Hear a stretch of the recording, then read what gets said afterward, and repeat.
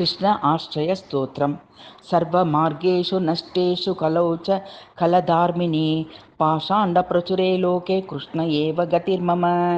म्लेच्छाक्रान्तेषु देशेषु पापैकनिलयेषु च सत्पीडाव्यग्रलोकेषु कृष्ण एव गतिर्मम। गङ्गादितीर्थवर्येषु दुष्टैरेवावृतेष्विह तिरोहि दैवेषु कृष्ण एव गतिर्मम। अहङ्कारविमूढेषु सत्सु पापनुवर्तिषु लोभपूजार्थलाभेषु कृष्ण एव गतिर्मम। अपरिज्ञाननष्टेषु मन्त्रेष्वव्रतयोगिषु तिरोहितार्थदैवेषु कृष्ण एव गतिर्मम। नानावादविनष्टेषु सर्वकर्मव्रतादिषु पाषाण्डैकप्रयत्नेषु कृष्ण एव गतिर्मम।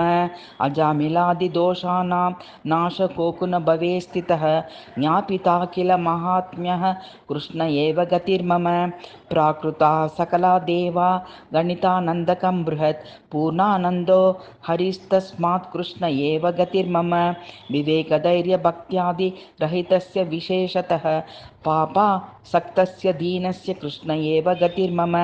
सर्वसामर्थ्यसहितः सर्वैत्रैवाखिलतकृत् शरणास्तसमुद्वारं कृष्णं विज्ञापयाम्यहं।